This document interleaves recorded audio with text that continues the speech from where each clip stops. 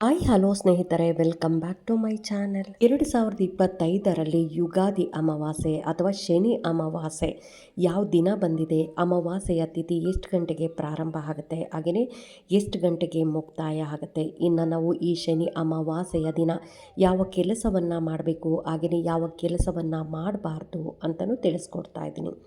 ಅದ್ರ ಜೊತೆ ನಾವು ಶನಿ ಅಮಾವಾಸ್ಯೆಯ ದಿನ ನಾವು ಕಪ್ಪು ನಾಯಿಗೆ, ಆದಷ್ಟು ಈ ದಿನ ನಾವು ಕಪ್ಪು ನಾಯಿಗೆ ಈ ವಸ್ತುವನ್ನು ತಿನ್ನಿಸೋದ್ರಿಂದ ನಮ್ಮ ಸಾಡೆ ಸಾತಾಗ್ಬೋದು, ಶನಿ ಪ್ರಭಾವ ಕೂಡ ಕಡಿಮೆ ಆಗುತ್ತೆ ಅಂತಲೇ ಹೇಳ್ಬೋದು. ಹಾಗಾಗಿ ಆ ವಸ್ತು ಯಾವುದು ಅಂತಲೂ ತಿಳಿಸ್ಕೊಡ್ತಾ ಇದ್ದೀನಿ. ಶನಿ ಅಮಾವಾಸ್ಯೆ ಶನಿ ದೇವರ ಪೂಜೆಗೆ ಅತ್ಯಂತ ಮಂಗಳಕರವೆಂದೇ ಪರಿಗಣಿಸಲಾಗುತ್ತೆ. ಈ ದಿನ ಶನಿ ದೇವರ ಪೂಜೆಯನ್ನು ಮಾಡೋದ್ರಿಂದ ಗ್ರಹ ದೋಷದಿಂದ ಮುಕ್ತಿ ಕೂಡ ಸಿಗುತ್ತೆ ಅಂತಲೇ ಹೇಳ್ಬೋದು. ಸ್ನೇಹಿತರೆ, ಒಂದು ವರ್ಷಕ್ಕೆ ನಮಗೆ 12 ಅಮಾವಾಸ್ಯೆಗಳು ಬರ್ತವೆ. ಶನಿವಾರ ಬರುವ ಅಮಾವಾಸ್ಯೆಯನ್ನು ಶನಿ ಅಮಾವಾಸ್ಯೆ ಅಥವಾ ಶನಿ ಅಮಾವಾಸ್ಯೆ ಅಂತ ಕೂಡ ಕರೀತೀರಿ. ಶನಿ ದೇವರ ಪೂಜೆಗೆ ಶನಿ ಅಮಾವಾಸ್ಯೆಯ ದಿನವನ್ನು ಅತ್ಯುತ್ತಮ ಮತ್ತು ಮಂಗಳಕರ ದಿನವೆಂದೇ ನಾವು ಪರಿಗಣಿಸ್ತೀರಿ. ಇನ್ನು ಧಾರ್ಮಿಕ ನಂಬಿಕೆಗಳ ಪ್ರಕಾರ ಶನಿ ಅಮಾವಾಸ್ಯೆಯ ದಿನದಂದು ಶನಿ ದೇವರನ್ನು ಭಕ್ತಿಯಿಂದ ಪೂಜಿಸೋದ್ರಿಂದ ಜೀವನದ ಸಮಸ್ಯೆಗಳಿಂದ ಪರಿಹಾರ ಸಿಗುತ್ತೆ. ಇನ್ನು ಜೀವನದಲ್ಲಿ ಬರುವ ಅಡೆತಡೆಗಳು ಕೂಡ ದೂರವಾಗುತ್ತೆ ಅಂತಲೇ ಹೇಳ್ಬೋದು.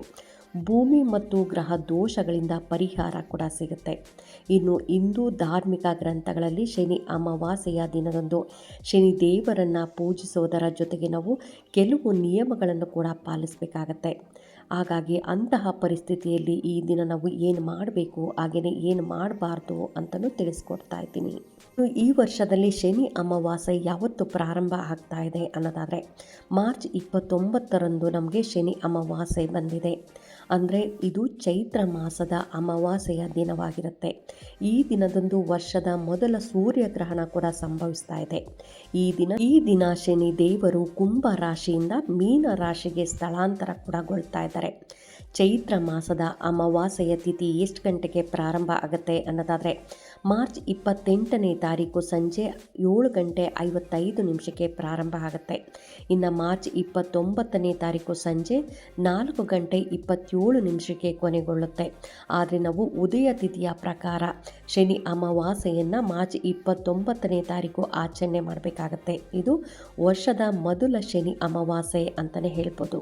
29ನೇ ತಾರೀಕು ಶನಿ ಅಮಾವಾಸ್ಯೆ ನಮಗೆ ಶನಿವಾರ ಬಂದಿರೋದ್ರಿಂದ ಈ ದಿನ ಬೆಳಗ್ಗೆ ಬೇಗ ಎದ್ದು ನೀವು ಸ್ನಾನ ಮಾಡಿ ಶನಿ ದೇವರ ದೇವಸ್ಥಾನದಲ್ಲಿ ನೀವು ದೀಪವನ್ನು ಬೆಳಗೋದು, ಅಥವಾ ಆಂಜನೇಯ ಸ್ವಾಮಿಯ ದೇವಸ್ಥಾನದಲ್ಲಿ ನೀವು ಒಂದು ದೀಪವನ್ನು ಬೆಳಗಬೇಕಾಗತ್ತೆ. ಇನ್ನು ಈ ದಿನ ಬಡವರಿಗೆ ಯಾವ ದಾನವನ್ನು ಮಾಡಬೇಕು ಅನ್ನೋದಾದರೆ, ಕಪ್ಪು ಕಂಬಳಿಯನ್ನು ದಾನ ಮಾಡ್ಬೋದು. ಹಾಗೆಯೇ ಕಪ್ಪು ಉದ್ದಿನ ಕಾಳು ಬರುತ್ತಲ್ಲ, ಆ ಉದ್ದಿನ ಕಾಳನ್ನು ನೀವು ದಾನ ಮಾಡೋದು. ಹಾಗೆಯೇ ಕಬ್ಬಿಣದ ಬಾಣಲೆಗೆ ಬರುತ್ತಲ್ಲ, ಅದನ್ನು ದಾನ ಮಾಡ್ಬೋದು. ಕಪ್ಪು ಎಳ್ಳನ್ನು ನೀವು ದಾನ ಮಾಡೋದಾಗಲಿ, ಕಂಬಳಿಗಳನ್ನು ದಾನ ಮಾಡೋದು, ಹಾಗೆಯೇ ಕಪ್ಪು ಬಟ್ಟೆಗಳನ್ನು ದಾನ ಮಾಡೋದ್ರಿಂದ ತುಂಬಾ ಒಳ್ಳೆಯದಾಗುತ್ತೆ. ಈ ದಿನ ಎಷ್ಟು ಜನಕ್ಕಾಗುತ್ತೋ ಅಷ್ಟು ಜನಕ್ಕೆ ನೀವು ಈ ದಿನ ಈ ದಾನಗಳನ್ನು ಕೂಡ ಕೊಟ್ಟರೆ ತುಂಬಾ ಒಳ್ಳೆಯದು. ಶನಿ ಅಮಾವಾಸ್ಯೆಯಂದು ಅರಳಿ ಮರವನ್ನು ಪೂಜಿಸಬೇಕಾಗತ್ತೆ. ಅರಳಿ ಮರದ ಕೆಳಗಡೆ ಒಂದು ತುಪ್ಪದ ದೀಪವನ್ನು ಮನೆಯಿಂದಲೇ ನೀವು ಒಂದು ಮಣ್ಣಿನ ಹಣತೆ, ಹಾಗೆಯೇ ಬತ್ತಿ, ತುಪ್ಪ, ಹಾಗೆಯೇ ನೀವು ಅಲ್ಲೊಂದು ಮ್ಯಾಚ್ ಬಾಕ್ಸ್ ತೊಗೊಂಡೋಗಿ ಅಲ್ಲೇ ನೀವು ದೀಪವನ್ನು ಹಚ್ಚಿ ನೀವು ಪ್ರದಕ್ಷಿಣೆಯನ್ನು 7 ಪ್ರದಕ್ಷಿಣೆಯನ್ನು ಹಾಕಿ ಅಲ್ಲಿ ನೀವು ಓಂ ಶಂ ಶನಿಶ್ಚರಾಯ ನಮಃ ಅನ್ನೋ ಮಂತ್ರವನ್ನು ಎಷ್ಟು ಸಾರಿ ಆಗುತ್ತೋ ಅಷ್ಟು ಸಾರಿ ನೀವು ಅರಳಿ ಮರದ ಕೆಳಗಡೆ ಕೂತ್ಕೊಂಡು ಪಠಿಸ್ಬೇಕಾಗತ್ತೆ. ಇದರಿಂದ ನೀವು ಅರಳಿ ಮರದ ಕೆಳಗಡೆ ಈ ಪ್ರದಕ್ಷಿಣೆಯನ್ನು ಹಾಕಿ ನೀವು ಅಲ್ಲೇ ಕೂತ್ಕೊಂಡು ಈ ರೀತಿಯಾಗಿ ಓಂ ಶಂ ಶನಿಶ್ಚರಾಯ ನಮಃ ಅನ್ನೋ ಮಂತ್ರವನ್ನು ಪಠಿಸೋದ್ರಿಂದ ಶನಿ ದೇವರ ಆಶೀರ್ವಾದ ಕೂಡ ಸಿಗುತ್ತೆ. ಇನ್ನು ಶನಿ ಅಮಾವಾಸ್ಯೆಯ ವಿಶೇಷ ಸಂದರ್ಭದಲ್ಲಿ ನೀವು ಶನಿ ಸ್ತೋತ್ರವನ್ನು ಕೂಡ ಪಠಿಸೋದ್ರಿಂದ ಶನಿಯು ಪ್ರಸನ್ನನಾಗ್ತಾನೆ. ಇನ್ನು ಶನಿ ಸ್ತೋತ್ರವನ್ನು ಸಾಧ್ಯವಾದರೆ ನೀವು 7 ಬಾರಿ ಪಠಣೆ ಮಾಡಬೇಕಾಗತ್ತೆ. ಇನ್ನು ಶನಿ ದೇವರ ದುಷ್ಪರಿಣಾಮಗಳನ್ನು ತಪ್ಪಿಸಲು ಬಯಸೋರಾದರೆ ನೀವು ಶನಿ ಅಮಾವಾಸ್ಯೆಯ ದಿನದಂದು ಹನುಮಂತನನ್ನು ಪೂಜಿಸಿ ಮತ್ತು ಹನುಮನ್ ಚಾಲೀಸನ್ನು ನೀವು ಪಠಣೆ ಮಾಡಬೇಕಾಗತ್ತೆ. ಶನಿ ಅಮಾವಾಸ್ಯೆಯ ದಿನದಂದು ನಾವು ಆಂಜನೇಯನ ದೇವಸ್ಥಾನಕ್ಕೆ ಹೋಗಿ ಅಲ್ಲೇ ಒಂದು ಅರ್ಧ ಗಂಟೆ ಕೂತ್ಕೊಂಡು ಹನುಮನ್ ಚಾಲೀಸ್ ಪಠಣೆ ಮಾಡೋದಾಗಲಿ, ಅಥವಾ ನಾವು ಹನುಮಂತ ಹನುಮಂತನ ದೇವಸ್ಥಾನಕ್ಕೆ ವೀಳ್ಯದೆಲೆಯನ್ನು ಕೊಡೋದು, ಅಲ್ಲೇ ನಾವು ದೀಪವನ್ನು ಹಚ್ಚಿ ಬರೋದು ಕೂಡ ತುಂಬಾ ಒಳ್ಳೆಯದು. ಶನಿ ದೇವರ ಪ್ರಭಾವ ಕಡಿಮೆ ಆಗುತ್ತೆ. ಯಾರಿಗೆಲ್ಲ ಸಾಡೆ ಸಾತ ನಡೀತಾ ಇದೆ ನೋಡಿ, ಅಂಥವರೆಲ್ಲರೂ ಸಾಡೆ ಸಾತ್ ಪ್ರಭಾವ ಕೂಡ ಕಡಿಮೆ ಆಗುತ್ತೆ. ಶನಿ ಅಮಾವಾಸ್ಯೆಯ ದಿನ ಯಾವ ಕೆಲಸಗಳನ್ನು ಮಾಡಬಾರ್ದು ಅನ್ನೋದಾದರೆ, ಮಾಂಸ ಆಹಾರವನ್ನು ಅಪ್ಪಿತಪ್ಪಿಯೂ ನೀವು ಈ ದಿನ ಸೇವನೆ ಮಾಡಬಾರ್ದು. ಇನ್ನು ಅದ್ರ ಜೊತೆ ಮದ್ಯಪಾನವನ್ನು ಕೂಡ ಸೇವನೆ ಮಾಡಬಾರ್ದು. ಇನ್ನು ನಾವು ಈ ಶನಿ ಅಮಾವಾಸ್ಯೆಯ ದಿನದಂದು ಪ್ರಾಣಿ ಪಕ್ಷಿಗಳಿಗೆ ಹಾನಿಯನ್ನು ಉಂಟು ಮಾಡಬಾರ್ದು. ಅಂದರೆ ನಾವು ನಾಯಿಗಳಿಗಾಗ್ಬೋದು, ಪಕ್ಷಿಗಳಿಗಾಗ್ಬೋದು, ಕಾಗೆಗಳಿಗಾಗ್ಬೋದು, ಹಾಗೆಯೇ ಹಸುಗಳಿಗೂ ಕೂಡ ನಾವು ಯಾವುದೇ ರೀತಿಯ ಹಾನಿಯನ್ನು ಉಂಟು ಮಾಡಬಾರ್ದು. ಇನ್ನು ಅದ್ರ ಜೊತೆ ನಾವು ಈ ದಿನ ನಾವು ಯಾವ ಕೆಲಸವನ್ನು ಮಾಡಬಾರ್ದು ಅನ್ನೋದಾದರೆ, ಕೂದಲನ್ನು ಕಟ್ ಮಾಡೋದಾಗಲಿ, ಅಥವಾ ನಾವು ನೈಲು ಅಂತಂದರೆ ನಾವು ಉಗುರುಗಳನ್ನು ಕಟ್ ಮಾಡೋದಾಗಲಿ, ಇನ್ನು ನಾವು ಈ ದಿನ ಶೇವಿಂಗ್ ಮಾಡೋದು ಕೂಡ ಯಾವುದೇ ಕಾರಣಕ್ಕೂ ಈ ಕೆಲಸಗಳನ್ನು ನೀವು ಮಾಡಬಾರ್ದು. ಇನ್ನು ಶನಿ ಅಮಾವಾಸ್ಯೆಯ ದಿನ ನಾವು ನಾಯಿಗೆ ಯಾವ ಆಹಾರವನ್ನು ಕೊಡಬೇಕು ಅಂತಲೂ ತಿಳಿಸ್ಕೊಡ್ತಾ ಇದ್ದೀನಿ. ನಾವು ಶನಿ ಅಮಾವಾಸ್ಯೆಯ ದಿನದಂದು ಆದಷ್ಟು ಕಪ್ಪು ನಾಯಿ ಸಿಕ್ಕರೆ ತುಂಬಾ ಒಳ್ಳೆಯದು. ಕಪ್ಪು ನಾಯಿ ಸಿಗಲಿಲ್ಲ ಅಂದಲ್ಲಿ ನೀವು ಬೀದಿ ನಾಯಿಗಳಾಗಿರಬೇಕು ಸ್ನೇಹಿತರೆ. ನಿಮ್ಮ ಮನೇಲಿ ಸಾಕಿರುವಂಥ ನಾಯಿಗಳೆಲ್ಲ ಬೀದಿ ನಾಯಿಗಳಿಗೆ ಈ ಆಹಾರವನ್ನು ಕೊಡಬೇಕಾಗತ್ತೆ. ಈ ಆಹಾರವನ್ನು ಕೊಡೋದ್ರಿಂದ ನಿಮ್ಮ ಸಾಡೆ ಸಾತ್ ಪ್ರಭಾವ ಕಡಿಮೆ ಆಗಿ ಶನಿ ದೋಷ ಅನ್ನೋದು ಕಡಿಮೆ ಆಗುತ್ತೆ. ಪಿತೃ ದೋಷ ಇದ್ದರೆ ಅದು ಕೂಡ ಕಡಿಮೆ ಆಗ್ತಾ ಹೋಗುತ್ತೆ. ಇನ್ನು ಯಾವುದಾದ್ರೂ ನಿಮಗೆ ಮಾಟ ಮಂತ್ರದ ದೋಷಗಳಿದ್ದರೂ ಕೂಡ ಅದು ಕೂಡ ಕಡಿಮೆ ಆಗುತ್ತೆ. ಹಾಗಾಗಿ ನಾವು 29ನೇ ತಾರೀಕು ಶನಿವಾರ ಬೆಳಗ್ಗೆಯಿಂದ ರಾತ್ರಿ ತನಕ ಯಾವ ಟೈಮಲ್ಲಾದರೂ ಪರವಾಗಿಲ್ಲ, ನೀವು ಎಷ್ಟು ನಾಯಿಗಾಗುತ್ತೋ ಅಷ್ಟು ನಾಯಿಗೂ ನೀವು ರೊಟ್ಟಿಯನ್ನಾಗಲಿ ಅಥವಾ ಚಪಾತಿಯನ್ನಾಗಲಿ ನೀವು ತಿನ್ನಿಸ್ಬೇಕಾಗತ್ತೆ. ಆ ಚಪಾತಿ ತಿನ್ನಿಸೋದ್ರ ಜೊತೆಗೆ ನೀವು ಈ ಎಣ್ಣೆಯನ್ನು ಅದರ ಮೇಲೆ ಹಾಕಿ ನೀವು ಚಪಾತಿಯನ್ನು ತಿನ್ನಿಸ್ಬೇಕಾಗತ್ತೆ ಸ್ನೇಹಿತರೆ. ನೀವು ಮೊದಲೇ ಗೋಧಿ ಹಿಟ್ಟು ಕಲಿಸ್ಬೇಕಂದ್ರೆ ಅದಕ್ಕೆ ಸ್ವಲ್ಪ ಸಾಸಿವೆ ಎಣ್ಣೆಯನ್ನು ಹಾಕೋದಾಗಲಿ, ಅಥವಾ ಅವಾಗ ಹಾಕೋಕ್ಕಾಗಲಿಲ್ಲ ಅಂದರೆ ನೀವು ಅದನ್ನು ಸುಡ್ತೀರಲ್ವ ಚಪಾತಿ ಮಾಡಬೇಕಂದ್ರೆ, ನೀವು ಎರಡೂ ಕಡೆಗಳಲ್ಲಿ ನೀವು ಸಾಸಿವೆ ಎಣ್ಣೆಯನ್ನು ಹಾಕಿ ಆದಷ್ಟು ಈ ದಿನ ನೀವು ನಾಯಿಗಳಿಗೆ ತಿನ್ನಿಸೋದ್ರಿಂದ ನಿಮಗೆ ತುಂಬಾ ಒಳ್ಳೆಯದಾಗುತ್ತೆ. ಏನೆಲ್ಲ ದೋಷಗಳಿದೆ ನೋಡಿ, ಆ ದೋಷಗಳೆಲ್ಲ ಪರಿಹಾರ ಆಗುತ್ತೆ. ನೀವು ಮಾಡೋ ಕೆಲಸದಲ್ಲಿ ಯಶಸ್ಸು ಅನ್ನೋದು ಸಿಗ್ತಾ ಆಗುತ್ತೆ.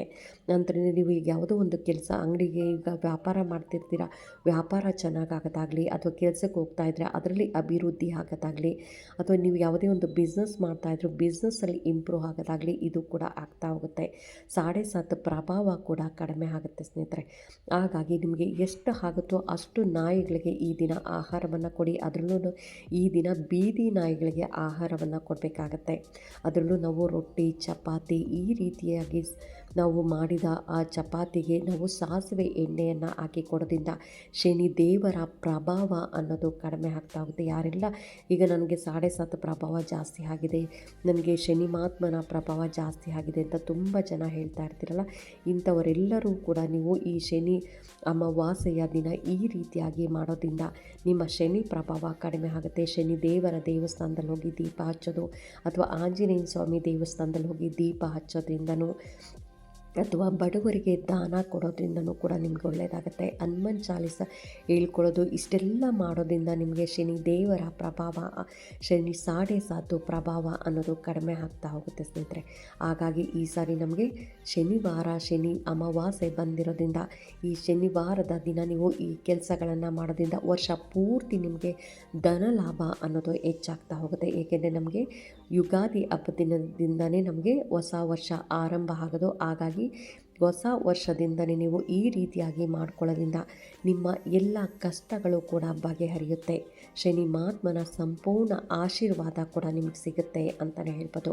ಹಾಗಾಗಿ ಈ ವಿಡಿಯೋ ಹೇಗೆ ಅನ್ನಿಸ್ತು ಅಂತ ಲೈಕ್ ಮಾಡಿ, ಶೇರ್ ಮಾಡಿ. ಇನ್ನೂ ನನ್ನ ಚಾನಲ್ಗೆ ಯಾರೆಲ್ಲ ಸಬ್ಸ್ಕ್ರೈಬ್ ಮಾಡದೆ ಹಾಗೆ ನೋಡ್ತಾ ಇದ್ದರೆ ಎಲ್ಲರೂ ಸಬ್ಸ್ಕ್ರೈಬ್ ಮಾಡ್ಕೊಳ್ಳಿ. ಪಕ್ಕದಲ್ಲಿರುವಂಥ ಬೆಲ್ ಐಕನ್ ಪ್ರೆಸ್ ಮಾಡೋದ್ರಿಂದ ನಾನು ಹಾಕೋ ವಿಡಿಯೋಗಳೆಲ್ಲ ಬೇಗ ಬಂದು ತಲುಪುತ್ತೆ. ಆದಷ್ಟು ನಾನು ಈ ದಿನ ಒಳ್ಳೊಳ್ಳೆ ವೀಡಿಯೋಗಳನ್ನು ತಿಳಿಸ್ಕೊಡ್ತೀನಿ ಅಂತ ಹೇಳ್ತಾ ಒಳ್ಳೊಳ್ಳೆ ಮಂತ್ರಗಳನ್ನು ಕೂಡ ತಿಳಿಸ್ಕೊಡ್ತೀನಿ. ಆದಷ್ಟು ಈ ದಿನ ಓಂ ಶಂ ಶನಿಶ್ಚರಾಯ ನಮಃ ಅಂತ ಬೆಳಗ್ಗೆಯಿಂದ ಸಂಜೆ ತನಕ ಎಷ್ಟು ಸಾರಿ ಆಗುತ್ತೋ ಅಷ್ಟು ಸಾರಿ ಹೇಳ್ಕೊಳ್ಳಿ ಅಂತ ಹೇಳ್ತಾ ಥ್ಯಾಂಕ್ ಯು.